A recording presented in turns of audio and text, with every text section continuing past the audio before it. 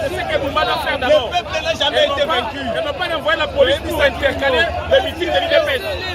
Boumba d'abord doit travailler sur la vie de Kinshasa. Oui. Ce n'est pas envoyer la police ici pour intercaler la manifestation.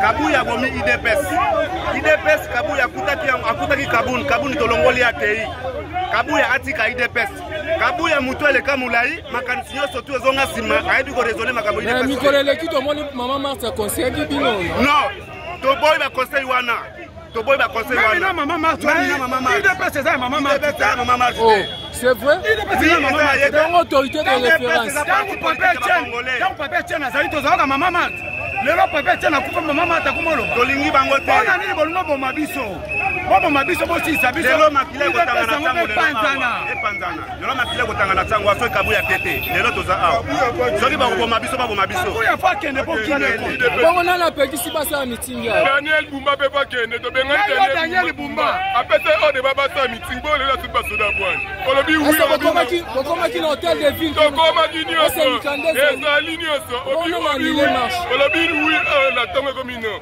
dans la politicien ndenge nini donc na Daniel Boumba pe bolingi boloba alongo aza compétent na lobby awa IDPS ezaka non violence toye na licheti te toye na libanga te toye na mubulu te toye maboko pamba mais Kabuya azo manipuler ba policier yo colonel ya police ndenge bazo manipuler yo police aza na problème te ba manipuler azo dépendre na mibeko ya likolo non mibeko ya likolo ezake tokomelaki hôtel de ville à lobby que non il faut bosala mais Kabuya manipuler colonel oya changu po acha ba policier awa ba interdit biso na Daniel Boumba na ba oyo nyonso aza likolo ya la police ba ko se prendre en charge na makambo ekoleka lelo awa biso tokokende te tokosukela pe awa te soki esimbi awa te tokendi mete Daniel Boumba yo atetre keba Daniel Boumba yo kotina osika keba na kambo oyo IDPS pyramide renversée biso toba na changu tozo loko te na RDC oyo fachi tokota yo awa na 44% tosalaka te Kabuya IDPS komaya yo oyeba lelo fati yo zakati ya électeur wana nchini Boumba eza Kabuya yaba bazopana ba mafia na bango même si tozo senga kaka VPM nde numéro 1 ya service ya sécurité ayeba peut-être ko protéger litano comme biso la police aza politique akokota na makambo oyo te batika biso tosala meeting na biso tozonga na biso za problème na mutu te IDPS atika otinda bapolisie toana problème te na la police aosala mosala na ye na ndenge na ye biso mpe tosala makambo na biso ya parti na ndenge na biso do toboyi makambo wana batiaka bapolisie tosilana na Kabuya lelo azolongwa tolingi ye lisu te bamavungu bakenda bakabundi bakenda ye Kabuya komi tupuisa to nini suka na ye lelo azokende depane eza lelo oyo koya na buda eya bote bokomi Daniel Bumba salini yaza na makambo nini mais yesiko na makambo kulune sawa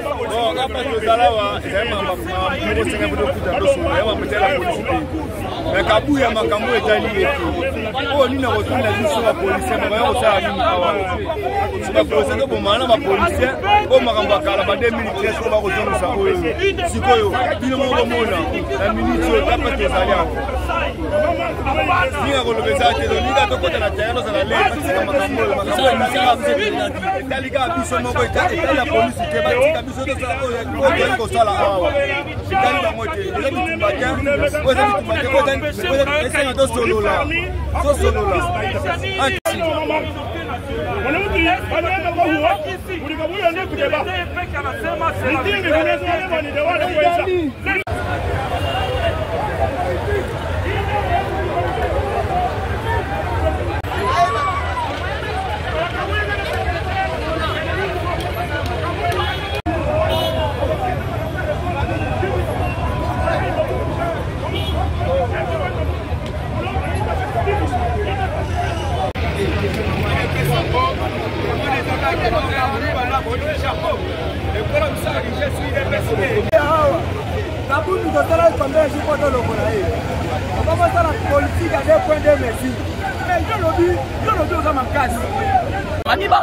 basalaki ebele eye kosala que les 13 parlementaires le loboni boni IDPS tozomona kobanda na secrétariat kitati na ce sont des Kasaïens c'est le contraire soit toyoki batu musutu balobi deyo bisi bwaza mutu ya este président omoni tribalisme moi ça me fait mal je suis Mundundu je n'ai ni pour ni contre nazo ko attaquer personnalité ya Kabuya mais le système de Kabuya parce qu'il a tué notre parti catégoriquement. Et puis je dis et j'assume ma parole. Monsieur le président de la République, ce qui m'a posé qui m'y a côté na kati ya parti. Soit il m'a belé balukate pe ataboche 1800 chars pour tuer les combattants de l'UDPS. Tozo ko assurer bino que le pouvoir c'est le peuple. La yebi ke kisekeli le papa yemo kwa lobaka le peuple d'abord. Et puis, base d'abord. Fati to yambara nzembo moko, fati yoka kabasi na ye, yoka base. Tozongi na lisolo ya Genève. Soki lelo comme président de la République, c'est grâce à base. Biso batoloba qui se retourne signature. Tango longoli signature, lelo commission mokonji ya yamboka. Mais lelo base peut telemi. Et lobi monsieur Augustin Kabuya bomi parti. Où est le mal? Yo moko ça toujours. Na makambo Kabuya sali na parti 5 ans passé lelo 6 ans combattant se retrouver na rien ba fédéral coup ne parlons pas ba kosanga na banda kokolala ba sectionnaire ne parlons pas o kamati kabula mutu ya PPRD oyo asalaka meeting na katanga soki Félix akiti na kapani ba betaye mais lelo Kabula comme gouverneur pour na quota ya IDPS Kabuya otala masonja munena yeli biso il a dit que to saba majorité na parlement lelo parlement ke yuwa boka matabiloko yo président na yebisaka yo même na be mission nanga Olanda kanga ba conseiller ba sa pembeni na yo conseil nini basoko pesa or biso to senga kiboya botinda ki biso mission directoire revendre le même directoire oyo to consulter to vanda ki na bango ezali directoire oyo elongo CDP oyo longola pe monsieur Kabund lelo Kabuya a nié CDP wana asali ba mise en place na ye na dictature sans consulter les membres du parti, a isolé une groupe de gens, un groupe il y avait quelques tribus moussous. Donc Kabuya c'est un malin. Très chers compatriotes, Bosana Lubumbashi, Bosana Mbandaka, Bosana Bandundu, Bosana Bakongo, Bosana Kasai oriental, Kasai central, place Union ce soir Mibinosa combattant IDPS. Yokanga, l'air est grave. Awa osa place Union Soana na Tangi. Délimisa drapeau IDPS. Ndenga tozo longwao. soki tosali mitingi te causerie morale tozolongwa directement tina permanence ya fati toi biliaki kabuya biko tolobaki na yo biso kutu changwa toyebi ke nyonso ezobe. Merci. Très bien. Très bien.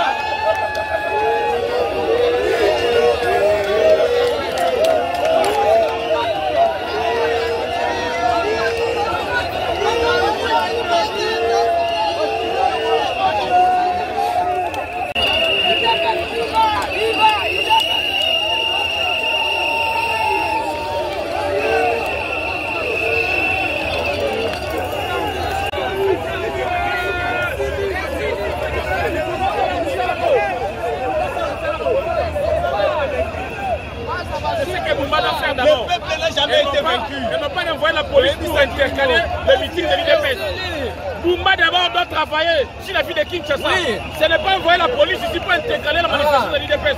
Nous sommes maintenant au stade, nous allons tenir notre meeting. Merci.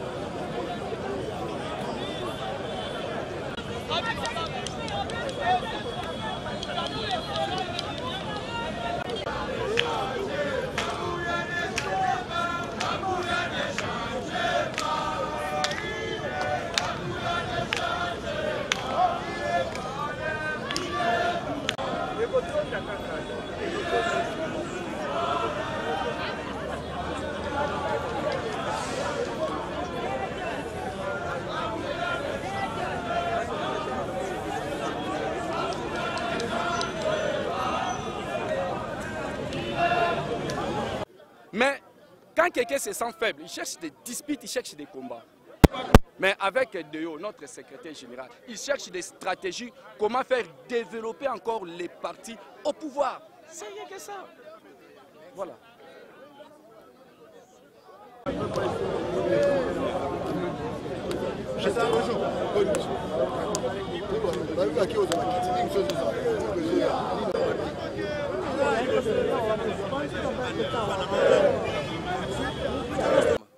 Kabuya est en perte de vitesse. Dans la démocratie, nous n'avons pas besoin d'hommes forts. Tout le monde étant en dessous de la loi, Kabuya a été convoqué à la CDP pour qu'on l'entende, qu'il se justifie par rapport à ses différentes bavures. Malheureusement, ce monsieur, dans son orgueil, il a foulé au pied la CDP. Et nous, les combattants, nous n'avons pas accepté ça. La CDP ayant constaté l'indiscipline de M. Kabuya, on l'a déchu. Et après la déchéance, selon nos statuts, on doit chercher la préséance. Et voilà pourquoi M. Deo est parmi nous comme secrétaire général. Il a été mis là-bas par la CDP conformément à nos statuts. Le problème, c'est que le monsieur, nous ne comprenons pas comment d'ailleurs il est devenu secrétaire général de l'UDPS sans maîtrise de nos statuts. Sans maîtrise.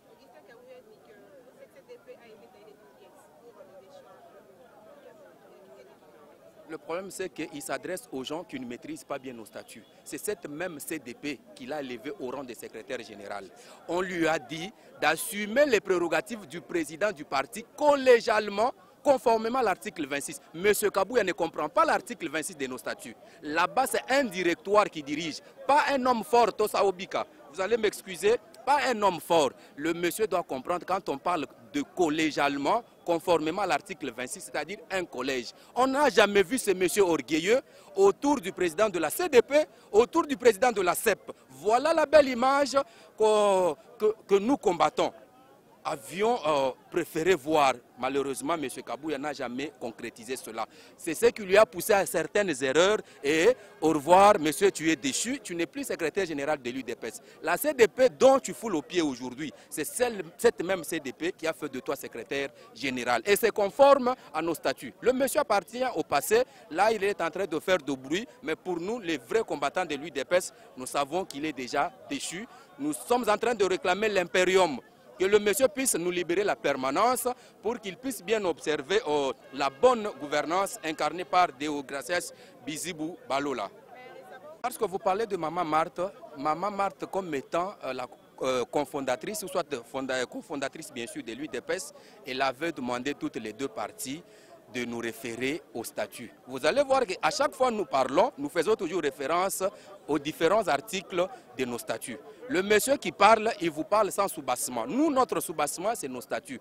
Maman Marthe ne jure que par le respect de nos statuts. Elle a déjà constaté que la base, elle est foutue. Maman, c'est ça même. Nous parlons de cette résolution. Cette résolution n'a jamais fait de Kabouya secrétaire et président AI. D'abord, dans notre parti, nous n'avons pas un titre président AI. C'est par ignorance. M. Kabouya est secrétaire général, ex pour nous parce qu'il a été déchu conformément à nos statuts par la CDP. Le monsieur, il a un problème. Il a un problème, il est en perte de vitesse. Vous allez voir qu'à Komi Malandangoul, à Komesana, il appartient au passé. La population entière. Nazoyebisa peuple congolais na kwenyoso. Bon comprendre biso. Soki bomoni na kati ya parti batu ba komi koloba un peu na kanda, c'est par rapport à ba comportement. Mais étant un cadre, tozali wana te pona kobomana. Mais la vérité ezali que nazo senga na cadre na biso ya parti parce que jusque là l'honorable Augustin Kabouya za cadre na kati ya parti UDPS. L'honorable Augustin Kabouya ezo sala soni na bandeko nyonso bazotala biso. Ezo sala soni na ba parti politique oyo batikala na opposition. Ezo sala soni na ba parti politique oyo za na kati ya majorité. Comment on a un grand homme lokola yo, on se comporte boye na kati ya bandeko na yo. Ngai ezo sala nga pasi na mai na misu. So batu bazotu na ngai maintenant ozali wapi. Nazali na IDPS Tshisekedi. Tozali batu ya batu te. Comment komi ko sala lelo oyo ba kombata IDPS to koma batu ya. L'honorable ozali na kati ya parlement Yamboka na biso pona ko défendre peuple. Alors ba comportement o ezali ko laksa ke c'est que biso totindaki ba criminel. Na kati ya ba parlement. S'il vous plaît, bozo ngananu na kati na bino moko, botalake ezo honorer binote, ezape ko honorer président de la République te. Lelo oyo, l'honorable Augustin Kabouya. Ba opposant bazolo bate ha, baza ko observer biso. Mais lobby bakoloba. Voilà comment ozo kisabiso soni. Voilà comment bino ba cadre na biso bozo kisabiso soni. S'il vous plaît, bocha manduki na bino na se. Tolobaki le peuple d'abord. Tangu yo zalaki sima, olakisaka biso ke toyo kaka base. Mais lelo yo komi ko balusa, base bayo kayango te. C'est regrettable. Boza ko apprendre biso nini biso bay oyo toko gérer lobby IDPS, toko gérer pe lobby mboka oyo. J'ai dit merci. Kolandao bandeko baruti koloba fédéral. Moi en tant que secrétaire national chargé à justice, na IDPS, c'est vraiment croquignolesque, c'est honteux de voir un cadre du parti, la personne qui est élue sur la liste du parti IDPS Tshisekedi, de faire traîner, de faire salir l'image du parti tel que le fait les camarades Augustin Kabouya. Vous voyez, nous avons en droit, on parle du parallélisme des formes et des compétences, c'est-à-dire l'autorité qui nomme, eux seuls qui est habilité à relever. Kabouya a été élevé au rang du secrétaire général par la CDP. Et c'est la même autorité, l'organe CDP, qui a relevé Kabouya. Et il n'y a pas eu injustice, d'autant plus que Kabouya est remplacé par le secrétaire général adjoint le plus séant, qui est Deo Bisi Boubalola, l'actuel secrétaire général. Quitte à lui, en tant que combattant, en tant que camarade du parti, de pouvoir bien préserver les acquis de l'UDPS. Aujourd'hui, j'ai le sentiment de l'appeler Augustin Kabouya Ambongo, parce qu'il se comporte à l'heure actuelle comme ceux-là qui combattent le pouvoir de l'UDPS Tshisekedi. Puisque l'UDPS, pendant son parcours dans l'opposition, l'UDPS n'a jamais prôné sur la violence. C'est ainsi, nous sommes nombreux les combattants. Nous avons cette aimabilité-là de pouvoir même avoir la permanence de l'UDPS aujourd'hui. Alors si nous hésitons d'exercer ce genre de force, c'est puisque notre père fondateur, Etienne Tshisekedi Wamulumba, d'heureuse mémoire, ne nous a jamais montré, ne nous a jamais enseigné la violence dans la gestion des institutions. Sinon, depuis longtemps, nous les lui prodiguons des conseils, de laisser. Et d'ailleurs, nous nous réservons le droit de saisir la justice parce que ce que Kabouya a fait, voilà ce qu'il a fait aujourd'hui. Il a manipulé. La loi dit que nul ne peut privatiser les services de sécurité. Voilà comment Kabouya s'est comporté en disant qu'il est le tout-puissant du régime. Il a privatisé la police. Voilà, il a appelé la police. Est-ce que nous sommes des criminels?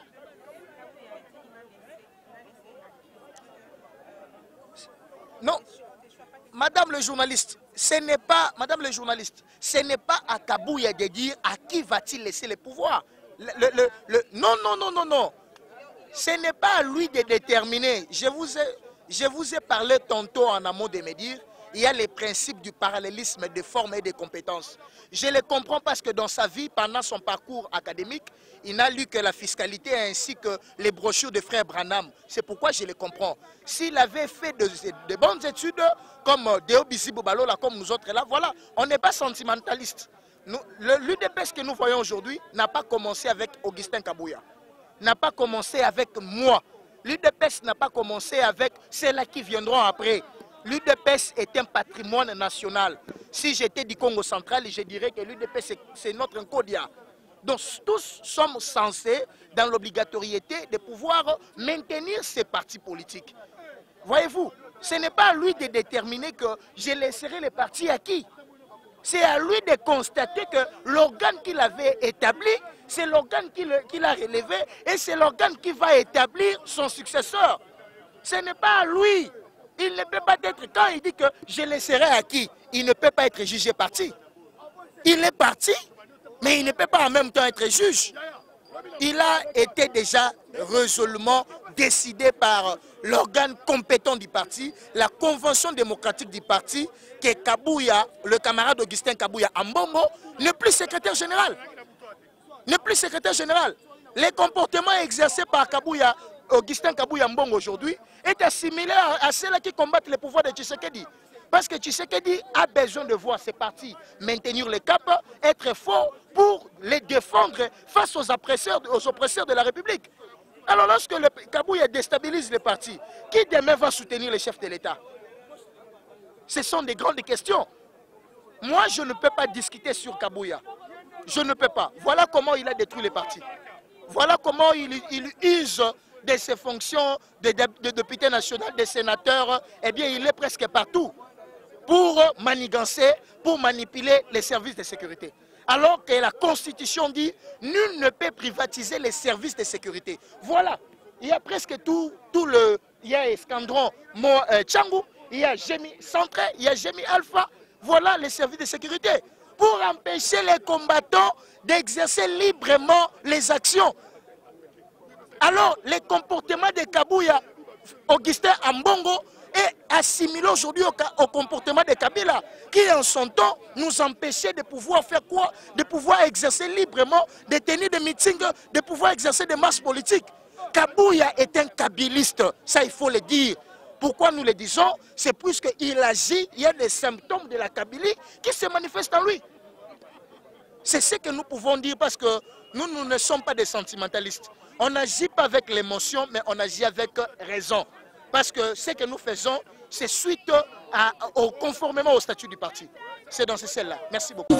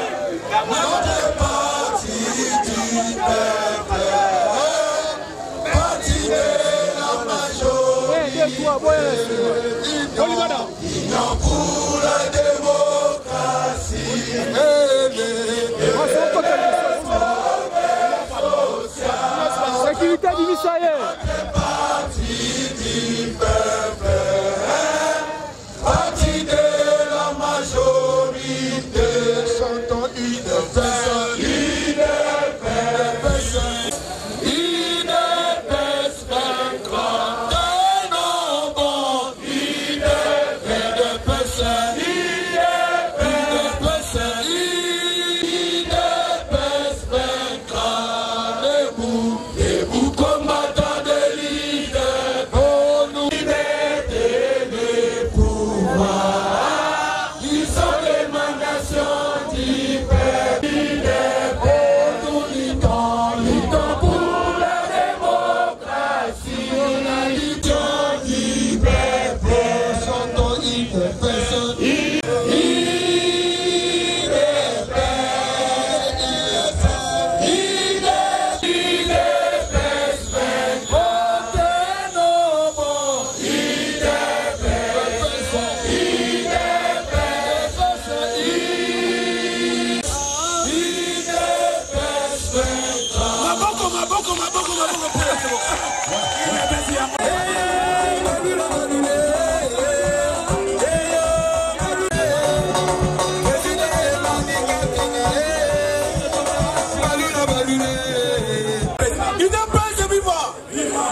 Mes chers compagnons d'élite, vraiment,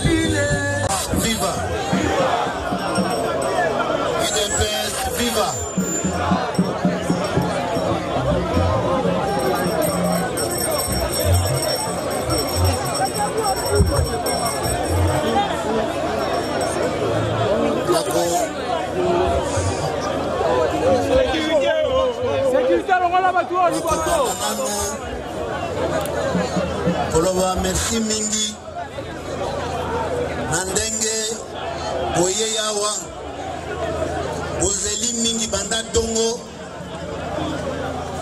Boye biete ba intimidation ezalaki kasi présence na bino na tango oyo elakisi ete kaka UDPS oyo elongaki dictature ya Mobutu, elongaki dictature ya Fidel, elongaki dictature ya Kabange, kaka UDPS wana kaka yango oyo nazomona lelo. Bomi betela maboko bandeko. Avant na banda liloba oyo nazana yango nakosenga nano pona bandeko bazaba ya kovanda. La banzi toyokaki avant-hier na Lac Kivu kuna na province ya Sud Kivu pe province ya Nord Kivu bandeko na biso bawaki na kati ya bato oyo ezindaki na kati ya mai pi to se rappeler pe kala mingi te le 19 na le 20 to salaki commémoration bandeko oyo batumbamaki na kati ya permanence na biso na kosenga totelema pour une minute de silence.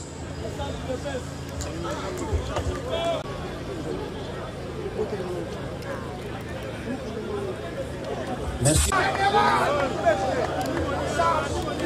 Nautaki koloba ete UDPS parti na biso bengami UDPS pambate eza UDPS Tshisekedi bongo te. Parti na biso ebundisi ba dictature nyoso na kati ya Kongo oyo. Dictature ya Mobutu, dictature ya Fidel, dictature ya Kabange, ba dictature nyoso wana UDPS ebundisi yango, ti UDPS elongi ba dictature nyoso wana. Ebandi boni sikoyo, ebandi boni. Ebandi boni moko kati na biso azwa décision lobaki aza capable ya ko affronter UDPS. Est-ce que c'est possible?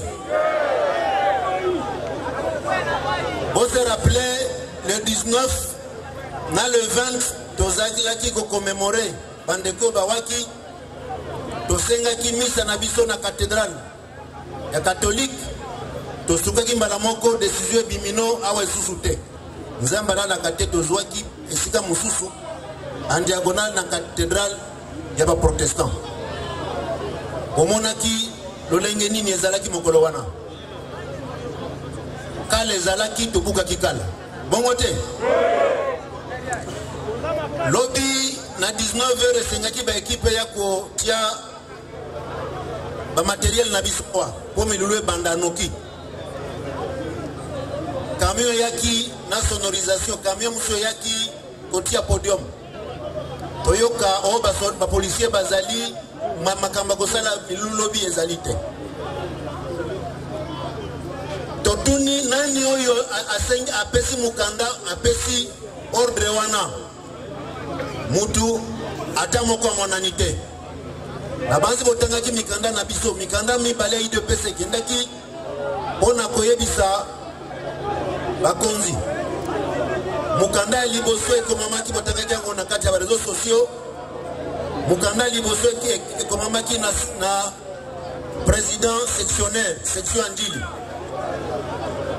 mukanda ya mibale nga moko nasinyaki mukanda na komedi gouverneur mpona yebisa eke lelo toza na mitinga na biso awa kasi eloko akokamwa koyoka ti ete lobi na butu bapolisier baya kokanga toyaki mpe ete bamosusu bayaki kobanda beta bale banda 5 heures bakanaki bale betama lolenge ebetamaka na stade na triomphal na ntango ya kondo Tshisekedi wa Mulumba tomona bapolisier babeta bale banda 5 heures match esilaka te yango balingaki basala lelo awo kasi kope na bango eshue te boyebi na banzi moko na moko ayebi nani oyo aza la base makambo nyonso wana est-ce que mutu ya lolenge wana tokobenga esana mutu ya IDPS ebandi boni bato batumba bandeko na biso na kati ya permanence na biso tokoma komona bango baza kotambola elongo na bango eske tokoni makambo wana nayebisi bino ete bato mosusu baza kolota Mobutu azalaka makasi IDPS enyataki ye afele ezalaki makasi IDPS enyataki ye na bamosusu bongo makasi IDPS enyataki bango. Moi je vous promets que bandeko oyo bazali kolota nous allons marcher dessus.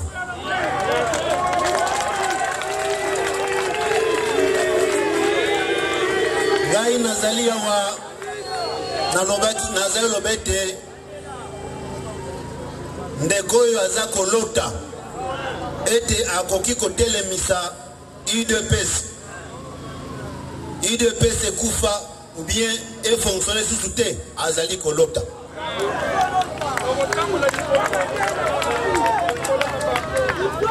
Na telemi liboso na bino bandeko na miti ndingai moko te.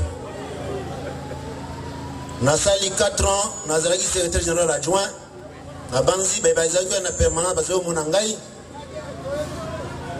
sima ya convention démocratique oyo etalaki sima ya mikanda kilikili komamaki sima ya ba désaveu ebele convention démocratique oyo ezali après présidence du parti convention démocratique nde organe mibale etalaki dossier ezalaki ndenge nini kaka ndenge ezalaki na tango ya Jean-Marc Kabund ezwaki décision loba ete oyo azalaki secrétaire général ya kala balongoli ye kaka lolenge ezalaki na tango ya Jean-Marc Kabund batalaki nani oyo aye nsima na ye bamoni oyo azalaki nsima na ye kolanda na badécision ndenge ezwamaki ngande nazalaki nsima na ye yango bapesaki ngai nazwa interim ya secrétaire général na banzi ba décision ya liboso na bandaki kozwa ngo lobby aussi bobandi kotanga yango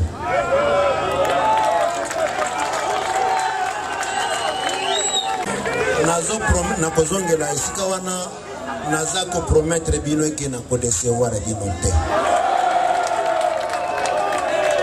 na kati ya 6 mois wana bokomona musala ndenge kosalama UDPS azongela place na ye oyo nyonso ayebiki ayibe eloko ya UDPS abongamaka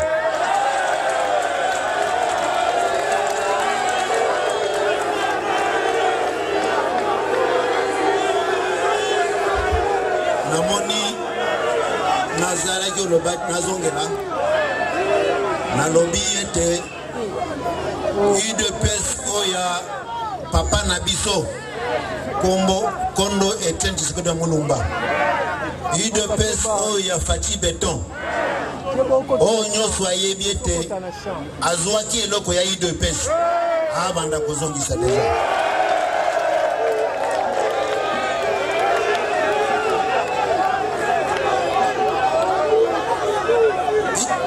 pona nini na kati ya 6 mois wana 6 mois yango nde bapesi ngai na convention démocratique po esenga totosa mibeko na organe na biso nyonso sikawa sava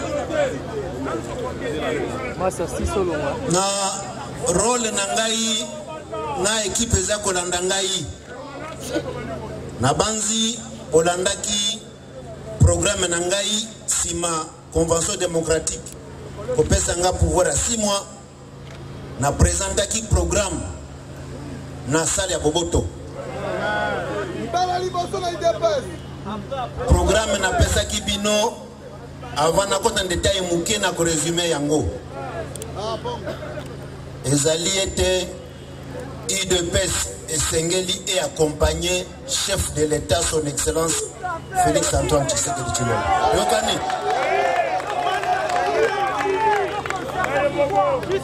excellence Félix Antoine Tshisekedi Tshilombo akosala musala oyo etikala komona na liboso te ya liboso banda 2006 conseil lobaki gratuité ya enseignement mutu atikala ko réaliser yango azalaki te tango abemisi loba wana ya gratuité bato régime ya kala balobaki aza kolota kasi lelo oyo eza kosalama n'est-ce pas toyebi ke nanu ekomi na 100% te mais malembe ekoma na 100% nakala eloko eleki très important eza défense ya intégrité ya mboka na biso banda kala ezalaki Kagame aza na Kigali a décidé boyoki semaine kaka moko Bukavu ekwei Goma ekwei Uvira ekwei kasi ça fait presque 2 ans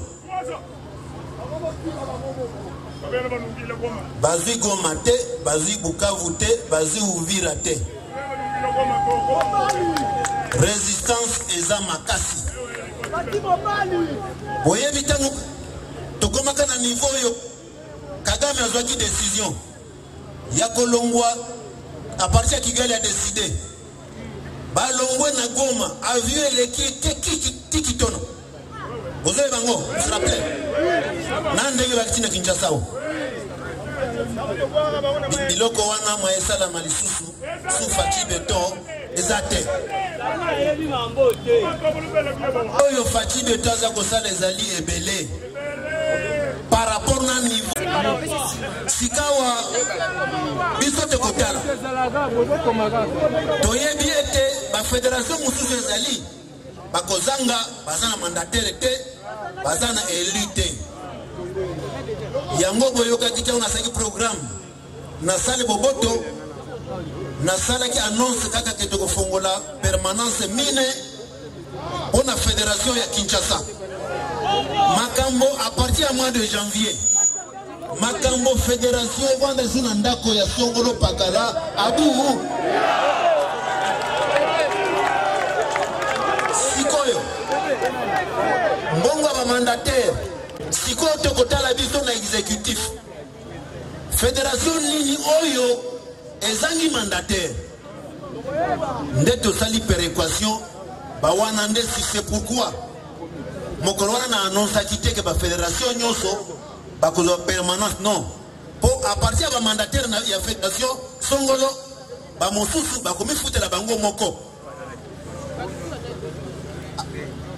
soki tomoni sikoyo ke fédération songolo to pakala baza na possibilité ya komifutela te komizwa en charge wana nde biso na exécutif to intervenir o tobengi péréquation toyokani bandeko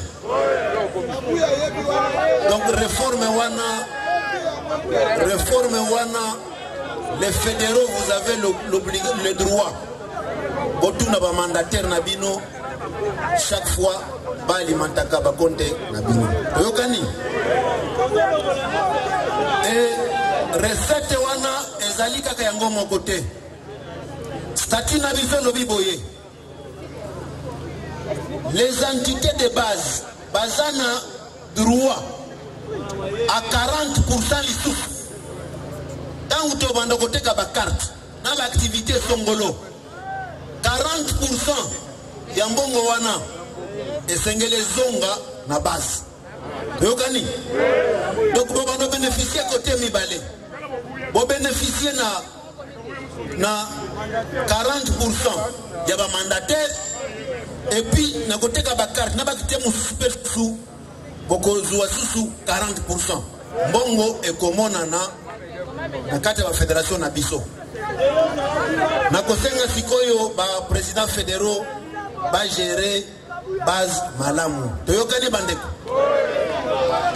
Sikoyo tokotala en fonction ndenge ko évoluer ndenge nini tokozwa basikoyo musipona ko préciser makambo ndenge ekozala.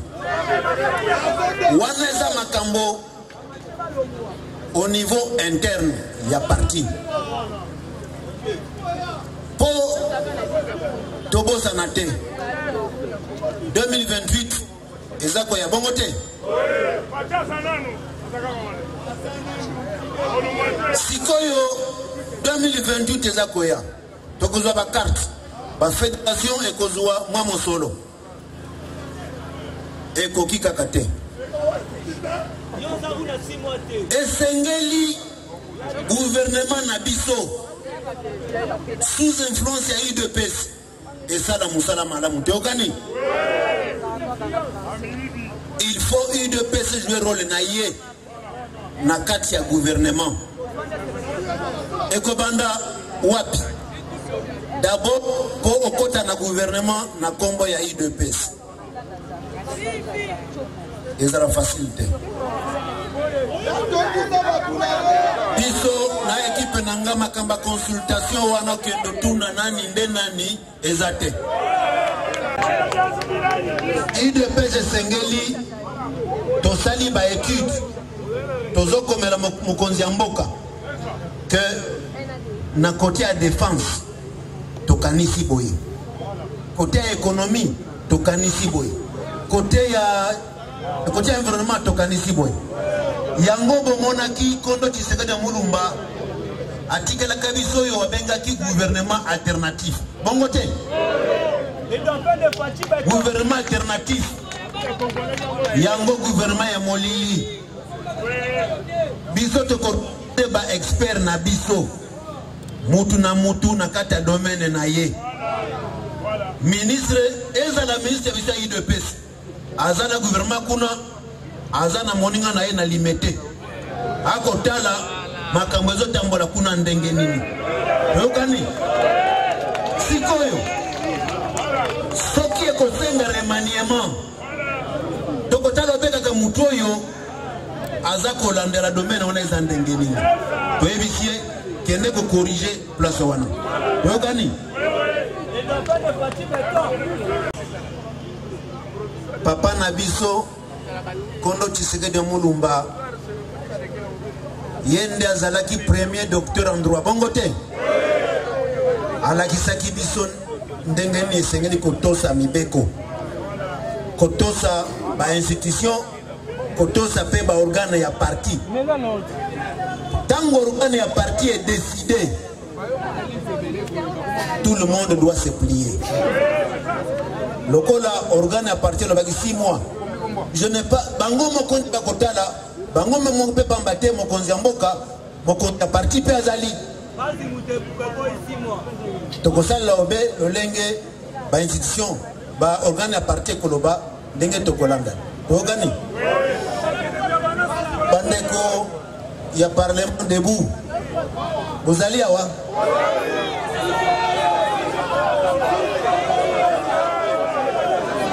Bandeko parlement debout. Olimbi sabisopo na présentation. Na oki babosana kibino. Tozana kati ya famille bobangelo comme côté. Vous faites un très grand travail, nous sommes fiers de vous.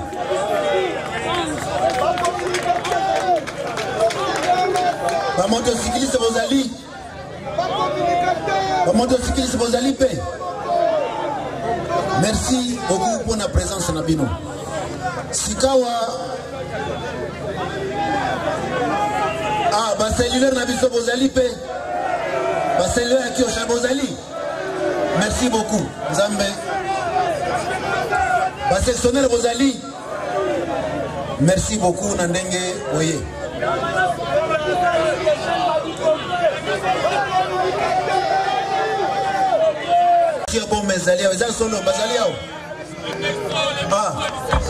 Merci beaucoup. Fédération Abo Mandé. Donc, merci beaucoup les amis. Hotouele Wazali, Ligue des femmes, merci beaucoup. Machipi chez Bozaliao, merci beaucoup. Alors, voilà. Nayebiete Bozalia Manda Tongo. Faut du progrès na banzine de quoi alors faut du progrès Bozali. Progrès Bozali. Merci beaucoup.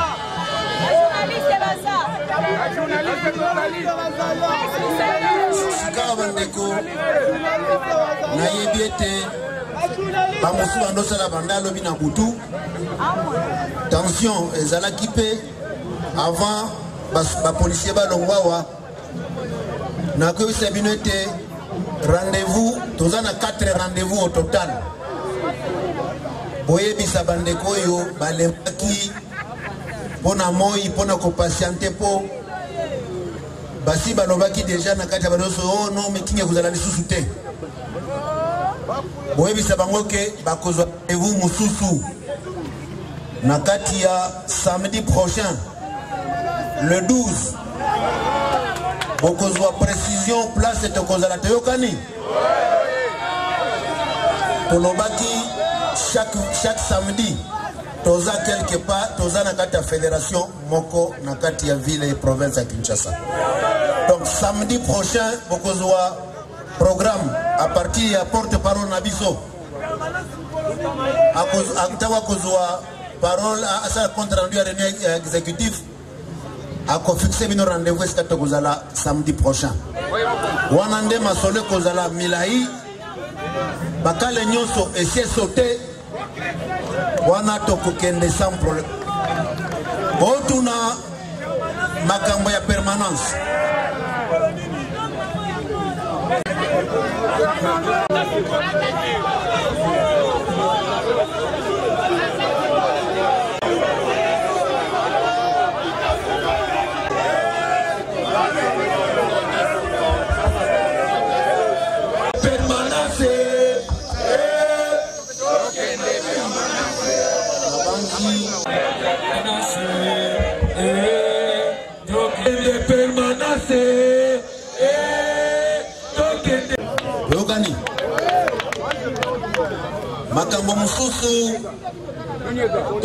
Tous les comités cellulaires, tous les comités sectionnaires, la Ligue des jeunes, Ligue des femmes, qui n'a pas comité senior.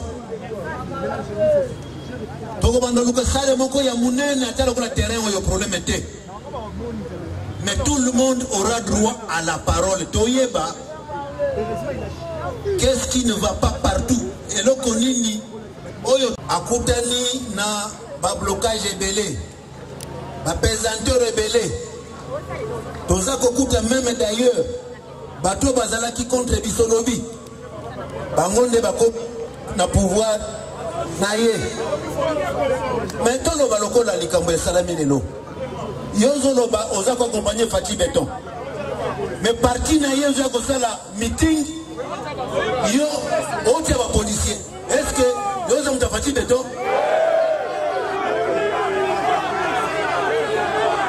lokola na ebisaki bino ete bato wana nyonso o bazolinga kotia blocage toko bablocage wana tokolongola yango toyokani bandeko na suki nano mpona lelo nakosenga tozonga ndako na kimia nzambe abatela bino tozonga malamu na ndako. Merci beaucoup. Rendez-vous samedi prochain, samedi le 12 Nakati ya Fédération.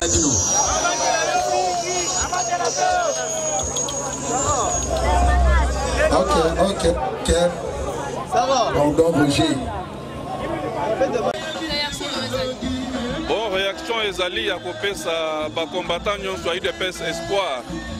Il y a un nouveau vent qui souffle au sein de l'UDPS. J'aimerais en profiter pour nabaïke ba combattant sur l'UDPS, ba fédérer ba force na bango autour il y a un nouveau secrétaire général. Atali ici déjà dans mon kil moyumba qui a ba intention à malam pour na partir na biso ekende liboso. Oui, il au sein de CGB dès qu'il y a côté en fonction, il y a le poste qui CGB au sein de l'UDPS il y a passé. Bon, eux tokosenga mingi ezali ko reconnaître d'abord valeur ya combattant UDPS. Oyo ki moko alobi ke akopesa ba combattant ba carte, a ko reconnaître ba fédération et ba siège. Donc eux tokosenga d'abord dans un premier lieu ko reconnaître valeur ya combattant. Combattant za te lokola nyama ye boyo bengani ye, okomozo batu ya libanda, okotisi bango bazwi ba avantage. O ezaya bana UDPS.